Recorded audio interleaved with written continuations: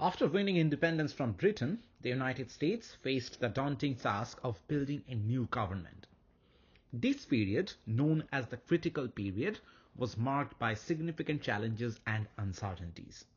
This lecture will explore the key issues, debates, and developments during this time, focusing on creation of the United States Constitution, the weaknesses of the Articles of Confederation, and the pivotal events that shaped the new government. When the British rule ended, American revolutionaries had to quickly create new governments for their states. The Continental Congress had already advised them to start this process even before the Declaration of Independence was signed. Connecticut and Rhode Island were already running their own affairs before the war and continued to do so afterward. However, other colonies had to create new governments from scratch, rethinking how they would govern themselves. When the states created their new governments, they made several important changes. The new state constitutions allowed more people to be involved in government compared to the colonial era. This was an improvement because it meant more citizens could help make decisions about how they were governed. Many states still required people to own property to vote or hold office. This meant that those without property were often excluded from political participation. So while more people could get involved, it wasn't completely equal. Free black people were often denied political rights, and women had very limited roles in government. This shows that even though there were changes, not everyone benefited equally.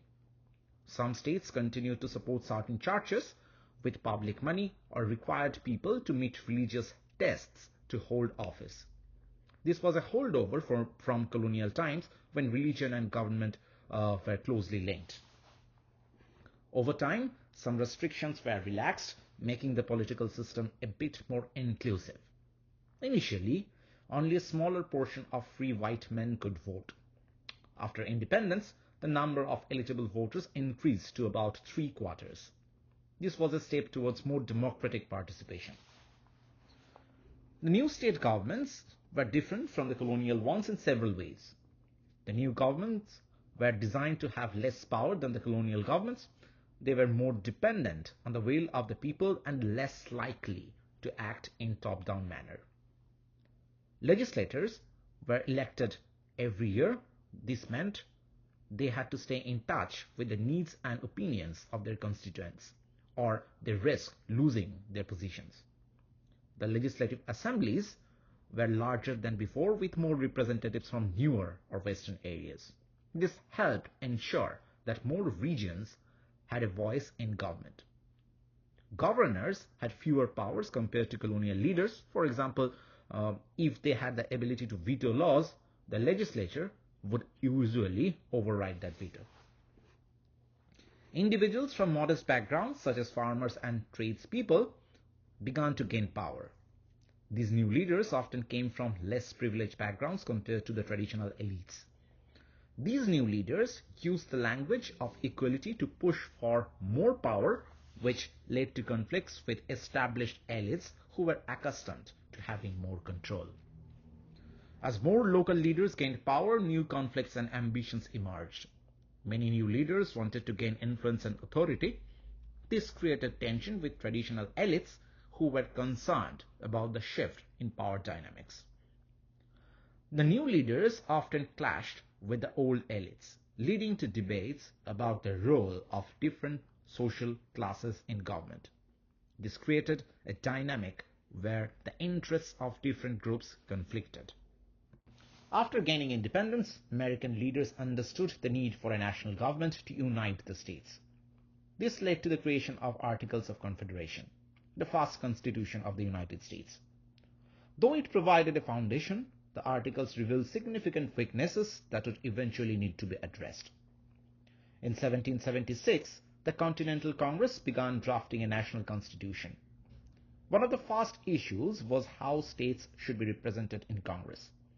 Initially, each state had one vote, but this faced concerns about fairness. Larger states with more people felt they should have more influence. However, if representation was based on population, should slaves be counted even though they had no political rights? This debate highlighted the complexities of creating a fair system for all states. Another significant issue was the control of western lands.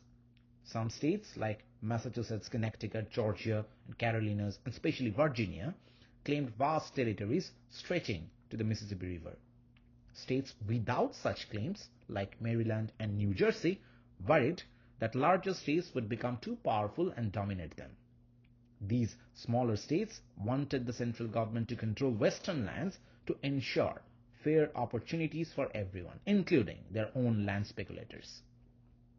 Larger states, on the other hand, wanted to use the land to pay off debts and reward soldiers who fought in the war.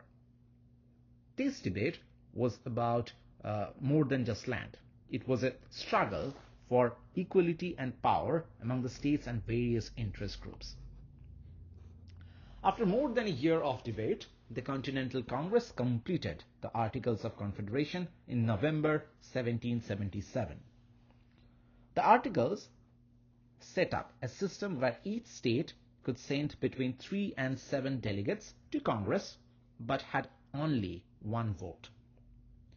Ordinary decisions required a majority of 7 states, while more important matters needed the agreement of 9 states. Any changes to the articles required unanimous consent from all 13 states. Under the articles, Congress had the power to conduct war, negotiate peace, borrow money, and print currency.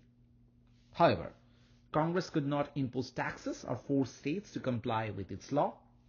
Instead, it had to rely on voluntary contributions or requisitions from the states based on their land values. There was no executive branch to enforce laws or a judicial branch to interpret them. So state courts and congressional committees were expected to handle these tasks. Ratifying the Articles of Confederation was a slow process because many states feared domination by others. Maryland held out the longest, insisting that Virginia first surrender its vast western land claims to Congress. In 1780, Virginia agreed to this condition, leading Maryland to ratify the Articles.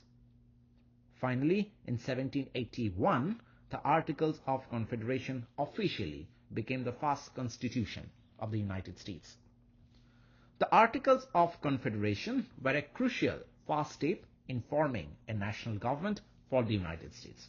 They established a framework for unity and governance, but had significant limitations. The instability to impose taxes, the requirement for unanimous consent for amendments, and the lack of a strong executive and judicial branch highlighted the need for a more effective system. These weaknesses set the stage for the Constitutional Convention of 1787, where a new and stronger constitution was created to ensure the stability and success of the young nation. After winning independence from Britain, the United States was faced with significant financial and diplomatic challenges. These issues were deeply interconnected, and solving them proved to be very difficult for early American government. Let's break down these challenges in detail.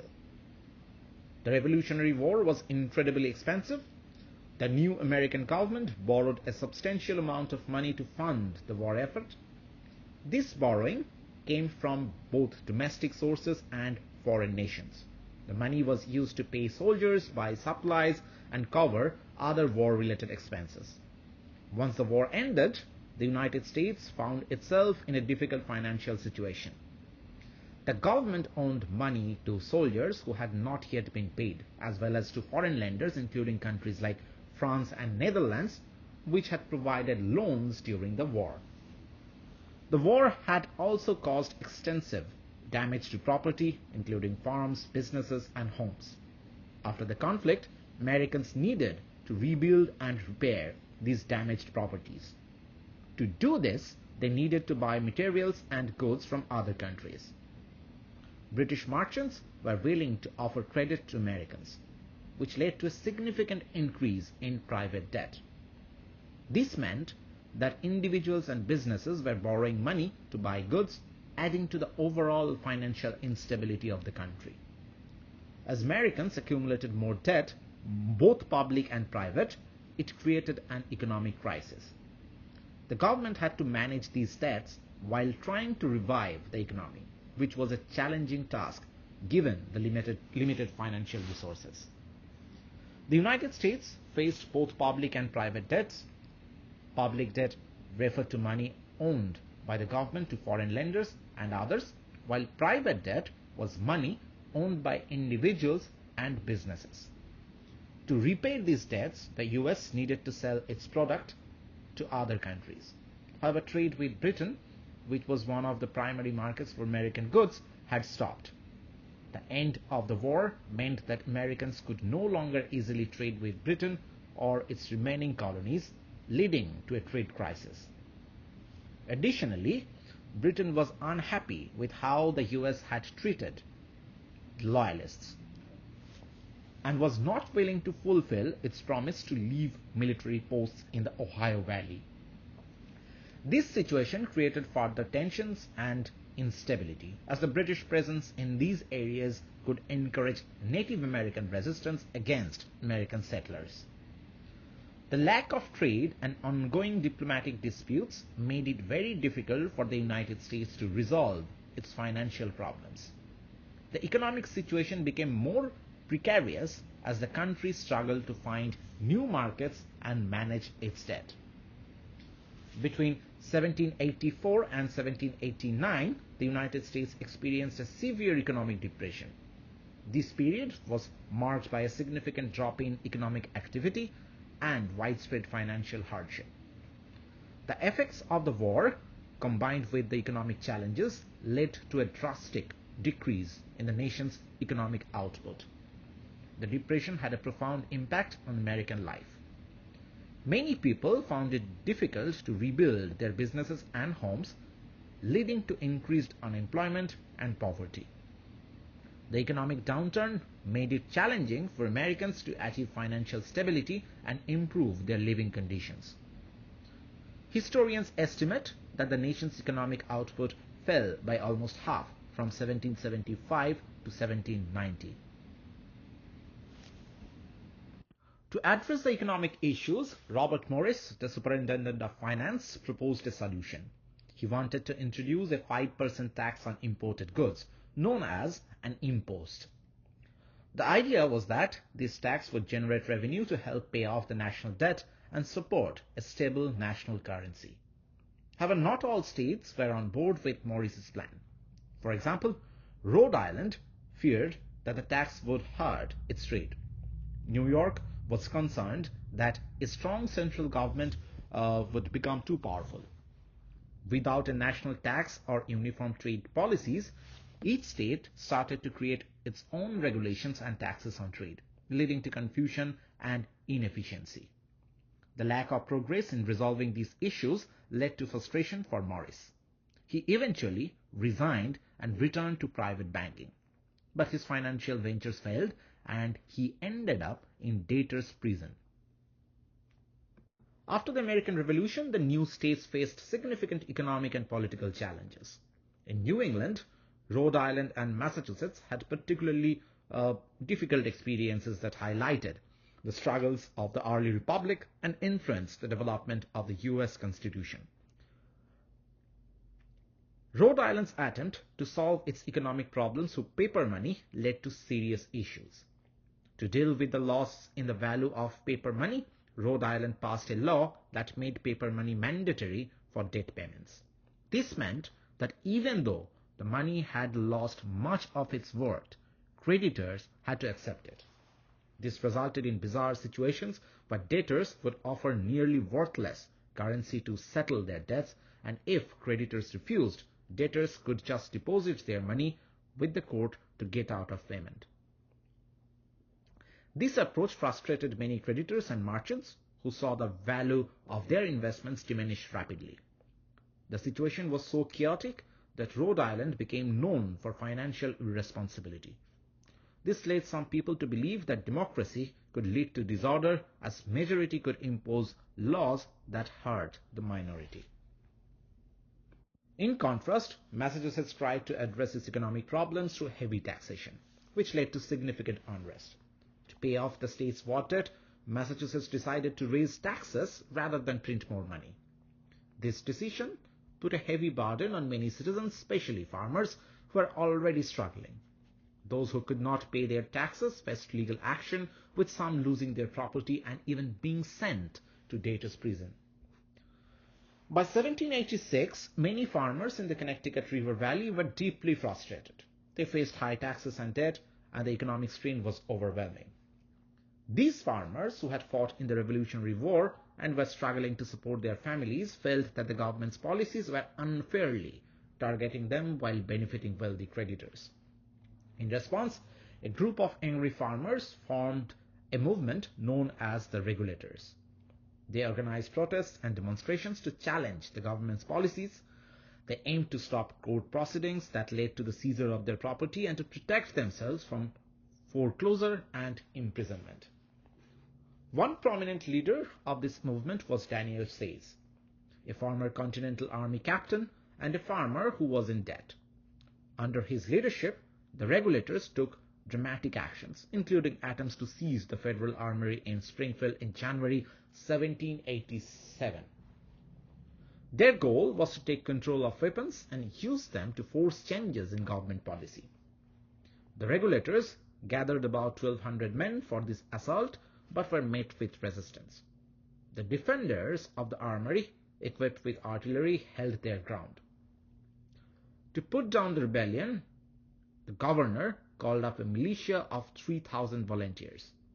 This militia quickly defeated the Regulators in a brief confrontation, scattering them and restoring order. The rebellion alarmed many leaders who feared that this was a sign of deeper issues. They worried that the movement represented a serious threat to the stability of the Republic. The turmoil caused by Sayce's rebellion made it clear to many leaders that the Articles of Confederation were too weak to handle such a crisis. James Madison from Virginia emerged as the most influential leader in the movement to address the issues with the Articles of Confederation. With the help of important political leaders, he convened the Philadelphia Convention in 1787. James Madison came to Philadelphia Convention with a deep understanding of political theory, the history of various governments, and current state politics. Although the delegates were only supposed to suggest changes to the Articles of Confederation, Madison had a bigger vision. When the convention decided to keep their discussions secret, Madison used this opportunity to propose a completely new government structure. Madison started by persuading his fellow Virginians to move away from the principle of the Articles of Confederation. Under the Articles, each state had one vote, and the central government was merely a league of states. Madison argued that this system gave too much power to smaller states and made it hard for the majority of Americans to make decisions. He wanted a government that represented all the people directly rather than just giving advice to state governments. He proposed a government that would represent all Americans as a single entity rather than as separate states. This idea would create a unified American people with a direct relationship to the central government. Madison suggested that the new government should have three branches. Executive branch, led by a president. This branch would handle enforcing laws, leading military, and directing the overall government. A legislative branch, a Congress with broad powers to tax, regulate trade between states and with foreign countries, and even veto state laws. Judicial branch, a system of courts to interpret laws and ensure they were followed. Madison proposed that representation in Congress should be based on the population of each state.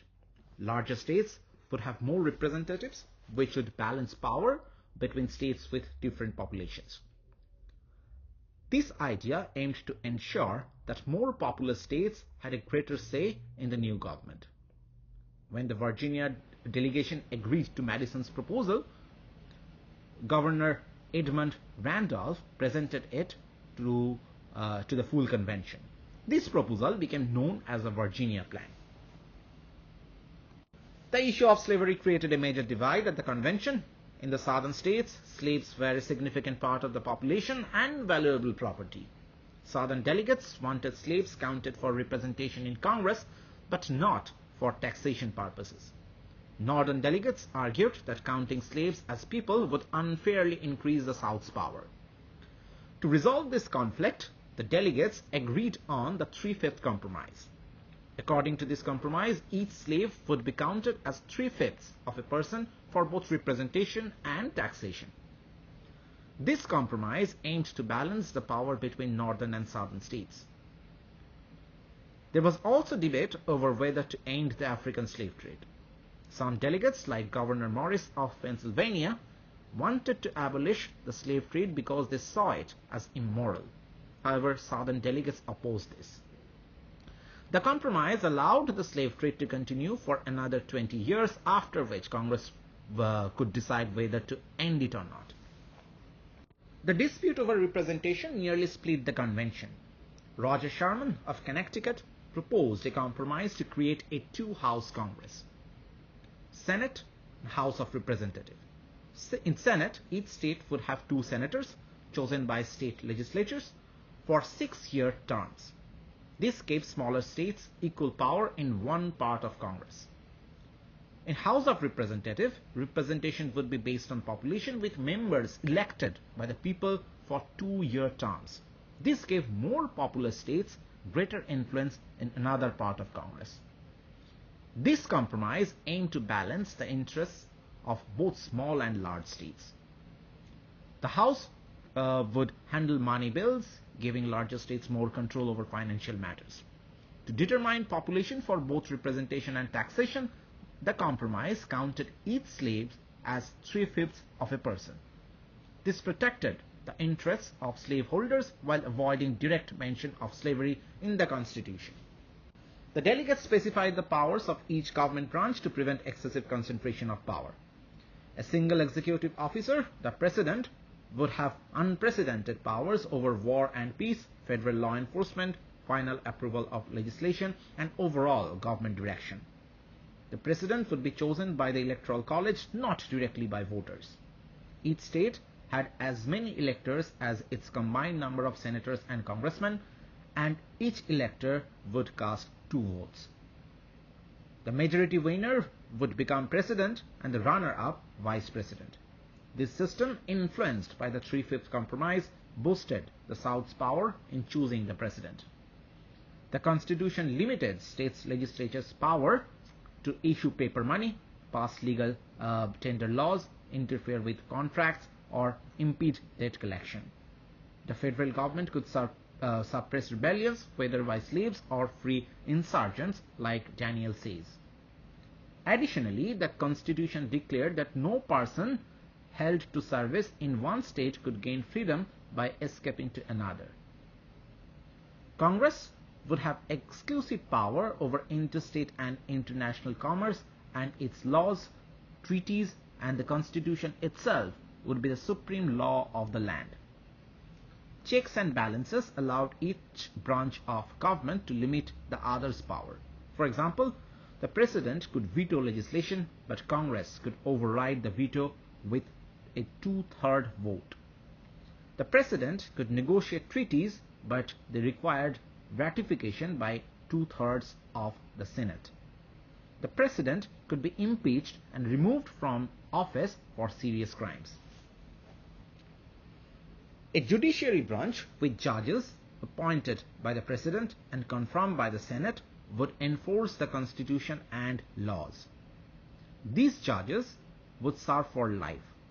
Although Madison did not get the congressional veto over state legislation he wanted, the power of judicial review became a powerful substitute, allowing federal courts to invalidate state laws by declaring them unconstitutional.